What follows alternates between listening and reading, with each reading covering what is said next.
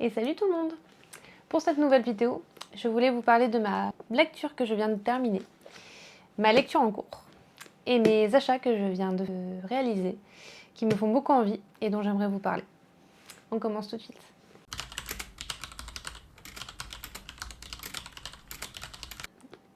Donc en premier, nous allons parler des secrets de la famille Bullock de Dan H.H. Un livre qui m'a été gentiment envoyé par l'auteur pour que je le lise et que j'en fasse la critique. Et j'ai vraiment adoré. C'est un vrai page turner. On s'ennuie pas une seconde. Franchement, j'ai vraiment adoré. Les personnages étaient super attachants. Je me suis pas ennuyée. Et franchement, si vous aimez tout ce qui est thriller, enquête, vous savez pas trop, avec des secrets de famille, vous n'avez pas trop d'indices au départ, et après ça se découle au fil de l'eau.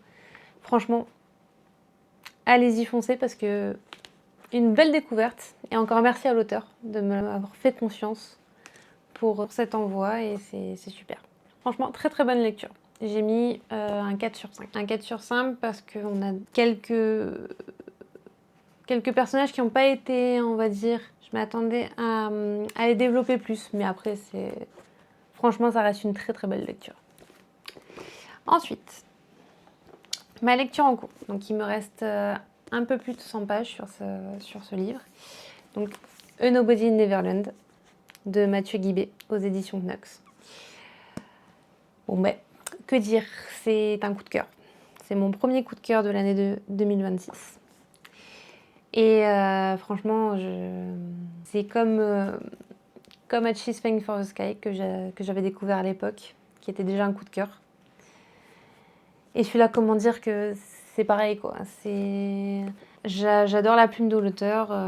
Cette histoire de dark romance avec beaucoup de trigger warning et avec des références à Peter Pan qui sont vraiment géniales.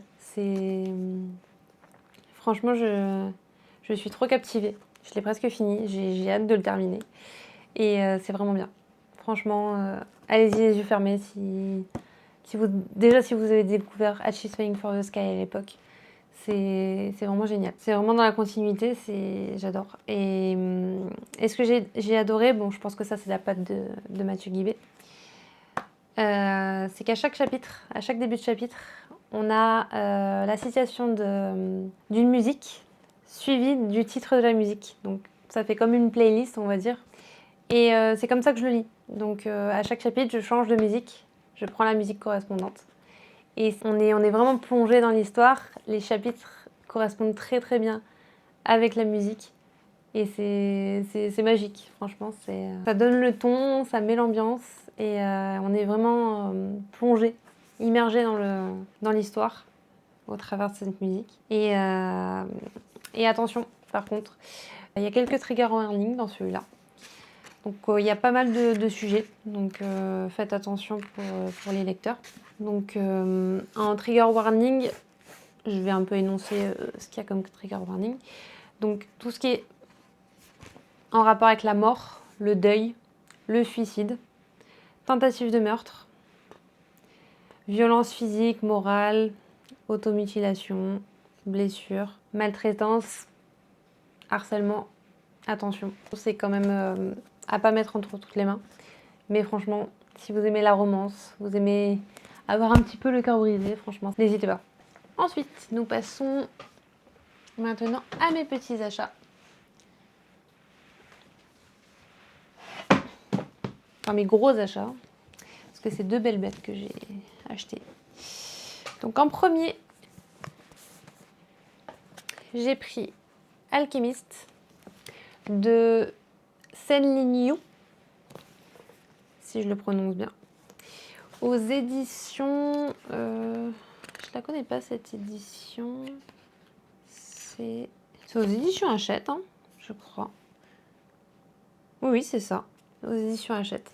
Je sais pas si vous l'avez déjà vu, mais il passe énormément sur la toile. Il paraît qu'il est vraiment bien. Et il paraît que c'est une fanfiction de Harry Potter qui s'appelait Manacle, je crois. Et du coup, j'ai très hâte de le découvrir parce qu'il a de très bonnes notes et belle bête, bien sûr.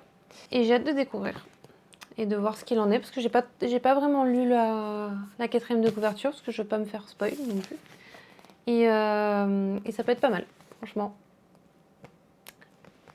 Dans mes prochaines lectures, peut-être pas en janvier, bien sûr, peut-être dans les prochains mois. Et mon deuxième achat,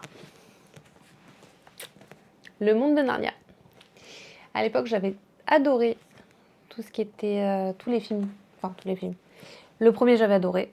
Le deuxième, j'avais aussi adoré, avec le Prince Caspian. Le troisième, j'avais moins aimé. Je pense que c'est à peu près la plupart ont moins aimé le 3 par rapport aux deux premiers.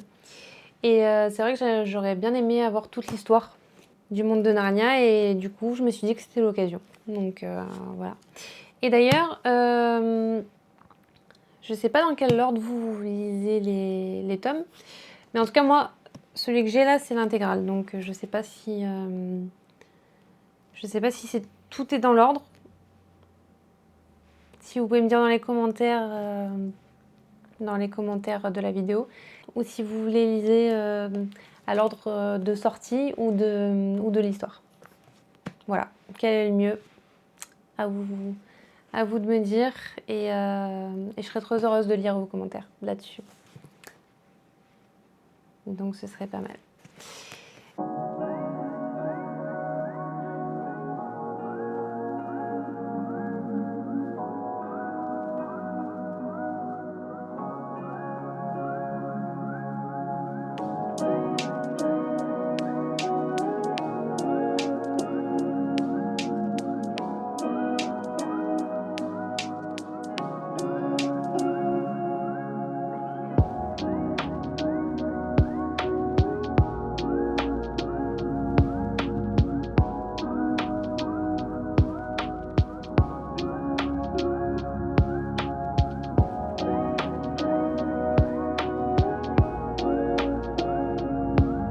Et pour finir,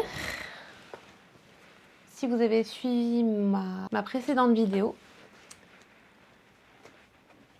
je vous fais un petit rappel, même si je l'ai déjà dit dans ma précédente vidéo. Ma prochaine lecture après Nobody in Neverland, ce sera Lost Boy de Christina Henry aux éditions 404. Donc, on reste dans le thème Peter Pan. Mais j'ai très hâte de le lire et je vous en dirai plus sur les prochaines vidéos à venir. Voilà. Et le deuxième livre que je voudrais lire pour janvier, j'espère que je vais arriver à me caser les deux pour cette fin de janvier. Pas sûr, peut-être ça va déborder sur février. C'est Forbidden de Tabitha Suzuma aux éditions Milady. Et celui-là, j'aimerais beaucoup aussi le lire. Attention, celui-là, trigger warning, pareil. Voilà, donc je ne vais pas revenir dessus. Je reviens dessus rapidement parce que j'en ai déjà parlé. Et voilà, hâte de vous en dire plus sur les prochaines vidéos. Et voilà, j'espère que cette vidéo vous a plu. Je vous dis à très vite. N'hésitez pas à vous abonner. Et on se retrouve la prochaine fois. Ciao!